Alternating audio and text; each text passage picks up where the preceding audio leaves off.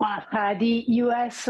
exceptionalism actually continue to materialize. The time series that have been revised with lifting not only GDP figures for last year, but the savings rates is providing a constructive outlook moving forward. With that in mind, we believe the monetary policy is still too restrictive, and this eventually will pay down, partially reducing the pace of growth of the U.S. economy. For this reason, we expect 50 basis point cuts from the Fed to be displayed from now to end of the year.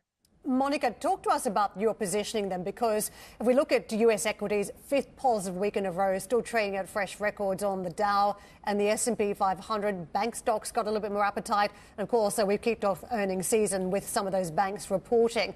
What comes next? Because it seems as though we're priced to perfection going into a US election. Honestly, when it goes to the U.S. equities for the time being, we are neutral, which doesn't mean we are not exposed, but possibly we are investing into relative sectors positioning. I'm thinking about financials versus consumer staples, some selective exposure on communication services. So this is how we are positioning on the U.S. equities, and similarly on the other markets. There is, given the macro uncertainty that we are seeing, it is really difficult to position on strong, bold, directional trades. It's much easier to position at a lower level, drawing down to sectors allocation of style.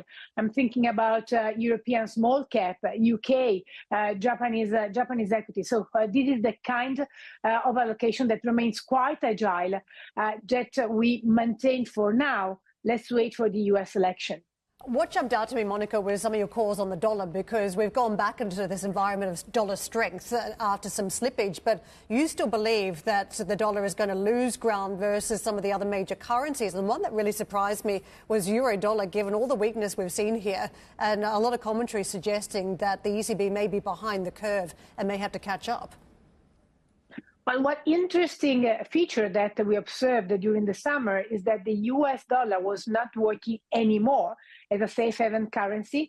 And we stand in the camp of those who believe the US dollar will get weaker on the back of the monetary policy and interest rate differential. This is where we stand. Should geopolitical risk be on the rise? Well, probably some other safe haven like gold, for example, is one of the hedge that we prefer.